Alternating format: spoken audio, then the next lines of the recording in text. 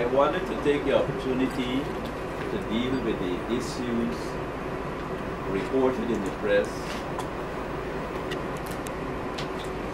of Executive Jet Club Limited Liability Company as it affects Guyana and the ministry and its semi-autonomous agencies, the Cheddi Jagan International Airport and the Guyana Civil Aviation Authority, particularly because in relation to arrangements the company has with the authorities, there seem to be a lot of wild speculation, perhaps without trying to refer to the so-named authorities as to the relationship there is and how the company's operations intervene in Guyana. So let me say first that Executive Jet Club in August 2010 expressed an interest in developing a hangar for an aircraft service, an executive aircraft service, which was intended to deal with executive air services, provision thereof, and also for air ambulance services. We've never really had this type of facilitation in terms of aircraft service between Guyana and the region and to North America before the country. So we thought that this was indeed a welcome opportunity and a win-win situation for Guyana, for the air transport, and of course for the operator, the company. So in December 2011, an application was sent. After some 1 year or so of reviews of the applications and provision of information,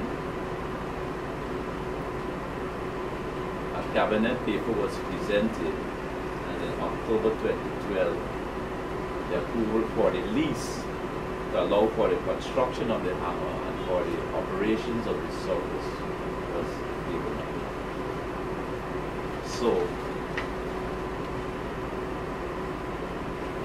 arrangements with respect to executive air services on land in the borders of the Cheddi Jagan International Airport was approved by a cabinet decision, as I said, in October 2020. The Guyana Civil Aviation Authority dealt with the issues in terms of the certification and the permissions with respect to the service in Guyana, regionally and internationally. So, in respect of the hangar at the CJIA, the hangar which is being developed as an executive arrangement with facilitation, with of course storage for 2 or 3 aircraft, is not finished yet. I think the last I heard it would have been finished sometime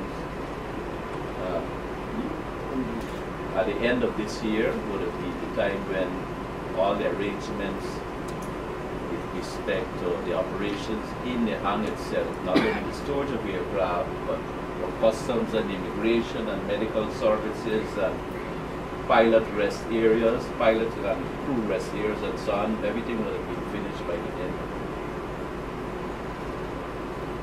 Let me state emphatically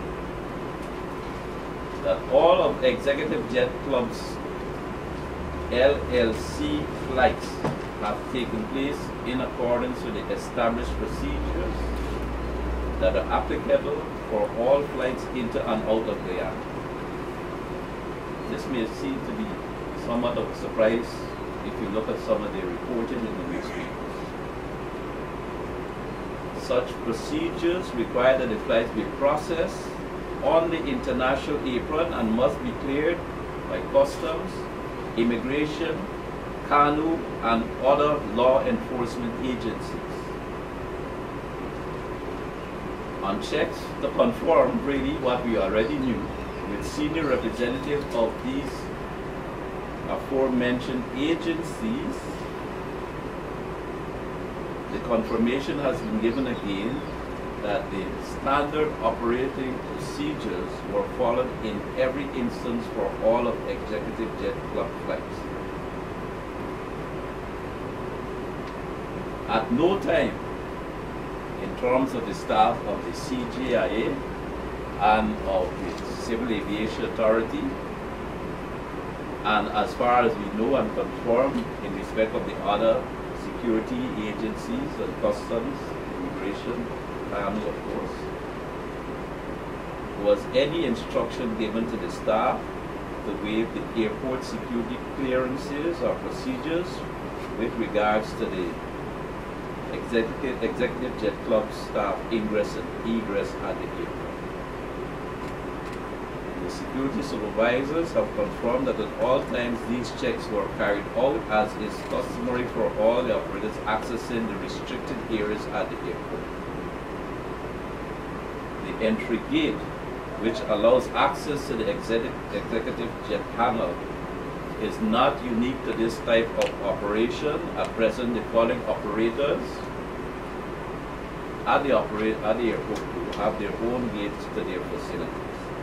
Air Services Limited, the Park and Hold Cargo Handlers, Amerijet, which is also a cargo handler, Rubis, which is a fuel company.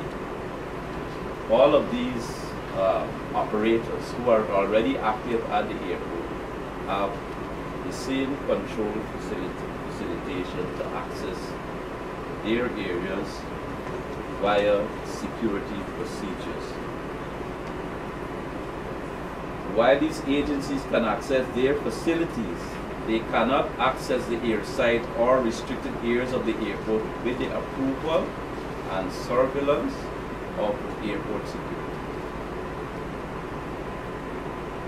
Because the construction work is yet to be completed, the keys to the gates of the Executive Jet Club hangar are always with the CGIA Security Department.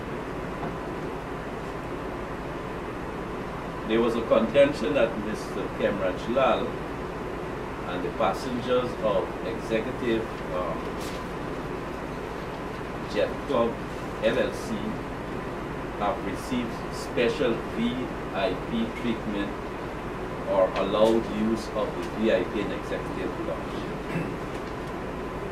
This was never the case, except in one particular case. In the case of passenger or passengers, that is His Excellency President Donald Ramotar on duty with respect to conferences and visits. I think there were 3 that we could say of at this moment. That is the only time that, in respect of any passenger of Executive Jet Club Limited Liability Company using the VIP lounge or the executive lounge, it would only be the president and the security staff and other the airport people related to that activity. There was one time that for a promotion of his service where Mr. Kemraj Lal was allowed by, I think, Mr. Mike Charles or Mike Charles Production, who was videoing of promotional things, advertisement purposes, that a video was done in the executive lounge to promote the services and all other areas of the airport to show what services were available at the airport. And this exercise was monitored by an airport duty officer with security presence.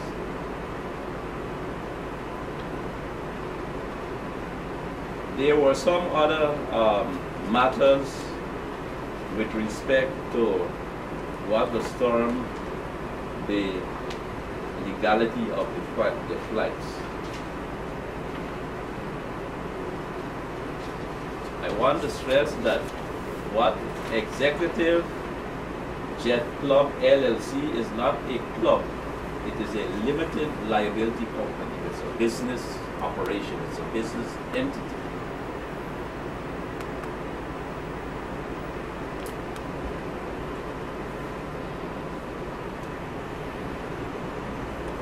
Executive Jet was never granted a blanket approval to operate into or out of Guyana, but approval was obtained under the normal circumstances by the Guyana Civil Aviation Authority.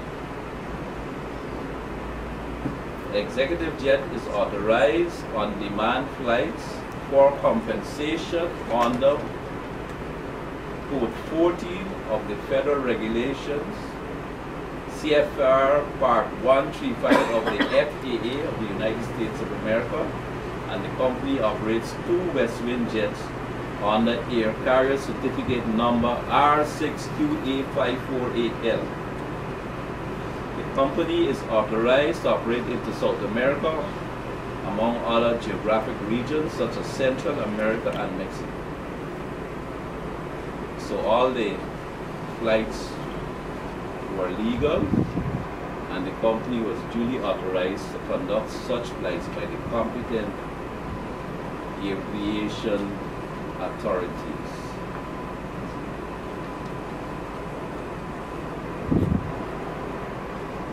So that's our first part of trying to wrap up or to clarify the facts as they relate to the operations of Executive Jet Club LLC to construct the hangar and also to operate flights into and out of there. I think His Excellency President Ramatar, as other persons have done, and I think there may be 30 or more flights. We confirm the numbers which have been 18 for the year so far. 18 flights for the year so far, which people went there for Executive Jet Club LLC to provide jet services to various places, and I guess also to their ambulance issues. I would note that I think the President used, the Office of the President used Executive Jet Services on 3 occasions, to Antigua, to St. Vincent, and to Brazil. In all of those cases, and I want to repeat, in all of those cases, it was much more economical, on time, in terms of connections to those places, and on money.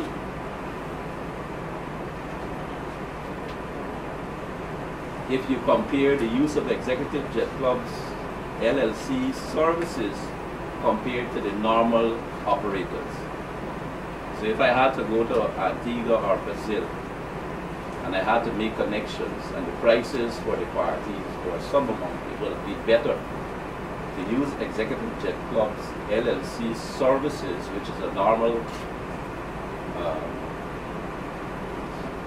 a normal flight service operator in our terms. It was better to use their service to have a direct flight to your destination, rather than to try to go through 2 or 3 companies or countries or stops, and to lose the time and wait, and also to pay as much or more money in respect of the flights. So it was a saving when that service was used in terms of those 3 flights, which were made for national purposes of the government by His Excellency President Donald Ramadan.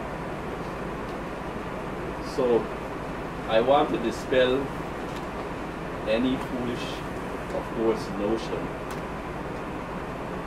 that there was some special arrangements or deals or whatever in relation to those flights by His Excellency. To say that any Guyanese person means and the money could have gone to Executive Jet Club Limited Liabilities Company, access the services in like manner. And they're using that service would not have impugned their use of the service or the character or the relationship between what is an arm's length operator. We have liberalized air services and the provision of the facilitation of air transport in Guyana and out of Guyana, and that is what we're working hard on. We don't want to get back into the issues now in respect of the creation, we talked about the Jagan International Airport Expansion Project. You know the success in relation to the Oval Airport Inc. You know that we are talking now about building another regional airport at Letem. Our engineers and the civil aviation and the CGI are working on that project, and we want Letem to be another regional international airport like CGIA is. We're working on all of these issues to make flights easier and cheaper and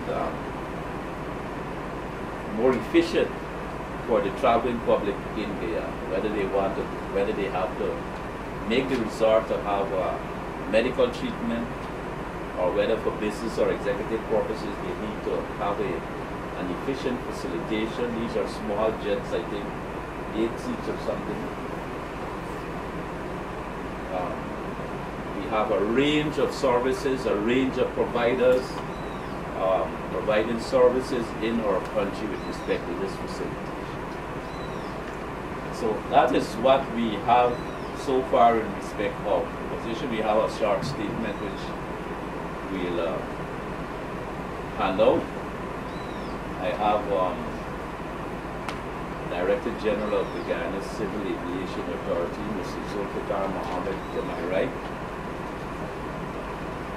And I have also Mr. Ramesh Mir, who is the Chief Executive of this Jagan International Airport, to my left. And further to my left, I have my Permanent Secretary, Mr. Balraj Balram, and we are open for questions. As much as the various authorities might be convinced that, are convinced that the aviation aspect of the land operation is above board, how concerned is the ministry given what he's involved in right now, the allegations against him, and especially since he's opted to have his information not go public? Is the government concerned What about information that? not go public? What is happening in court? He's opted to have certain information out of the public. Well, I don't know anything about that. Obviously, whatever, well, we know what he was held for in Puerto Rico. Obviously, it's a law enforcement issue. And obviously, he would have to go through a law enforcement process in the United States with respect to the infringement of their laws. Of course, we are concerned that, one, that he is accused of this. He himself is not the company, as far as I'm aware. I'm not sure that he's the company in his own right.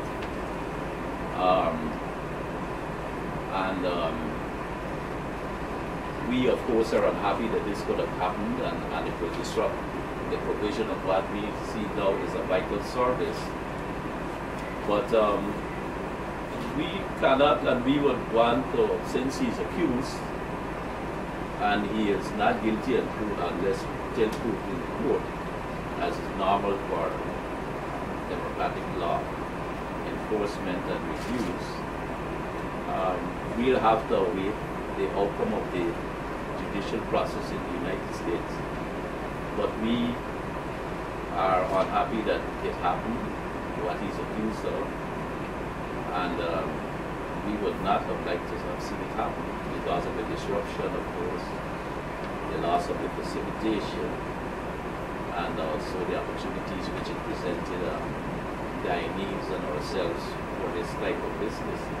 Yes, sir, but the plane was coming because in route to Guyana, and he is opting to have certain information not facing the public domain. So I'm wondering with this type of information, I would think that the relevant agencies would be kind of concerned and probably try to get some more information on his operations in and out of that is a law enforcement issue that will have to be reviewed by our legal people with respect to that information. If that is an option or a deal he has with the United States of America, I don't know, not being a lawyer, whether we can do anything about that. But he will have his day in court and things will come out into the open, and I'm sure we're all happy to get that information. We want to have our operations with integrity and transparency. And the information we've given here today with respect to the operations have shown, in spite of that which was written in the press, that from the agencies, the operations were conducted with integrity and transparency. And since you mentioned that he's probably not the company himself, did you say whether there's been a local representative here that has been keeping in contact with the various agencies, or as a No. I am not aware that we have had any contact with any person nationally with respect to this imbroglio, this big problem that he has. So given everything that's happened, operations is at the halt right now for Well, the yes, company? of course. Nothing is happening. I think one plane is held, where is it? Another place, I think, in Puerto Rico. One place in Puerto Rico and the other one is probably here in the hangar. No, I'm not sure. I don't think. I'm not sure. I don't think. Well, we need to check. But has the Lord Moslem Yusuf, has the government taken any decision to put a suspension on the operations from the Guyana side? These are serious allegations. Of course, the operations have ceased naturally, as far as I'm aware. The other issues we will detail over the next day with respect to the activities after consultations with the law enforcement agencies. But the operations have naturally ceased. And could you confirm, sir, that Mr. Lau, at one stage during the construction of his hangar, had flown in workers from the United States to assist? Yes. And could you confirm that those workers would have been granted Guyanese work permits? Well, I can't confirm that here or now. I know that that for a week or two, whatever, that specialists came in and worked in the construction of the hangar. It went up fairly quickly. So you would you have concerns that they would have been working without the relevant documents to be workers in the hangar? Well, I don't know that they didn't have, so we'll check on it. But as far as I'm aware, specialists or employees came in and worked on some aspects of this building. And sir, you spoke about security arrangements all being intact when it comes to this executive service. So over the past 2 weeks, we've had over 50 pounds of cocaine going through the Cherry Javan Airport in handbags, in books. Past these same layers of security that ought to be there, that were there dealing with executive jet. How confident are you of your security at the airport when in 2 weeks alone you've had well over 50 pounds of cocaine in plain sight, as the Americans would say? I don't know that there was cocaine in plain sight. Well, Well, I don't know that it was in plain sight. Plain sight to me means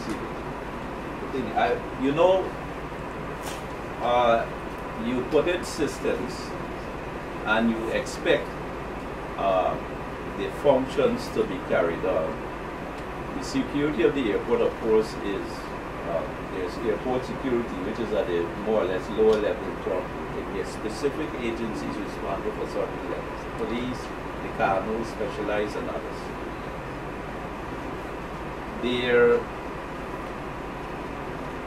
Well, you say there have been 50 pounds in 2 weeks? last Thursday, 29 pounds, the week before, over 30 pounds. Yeah.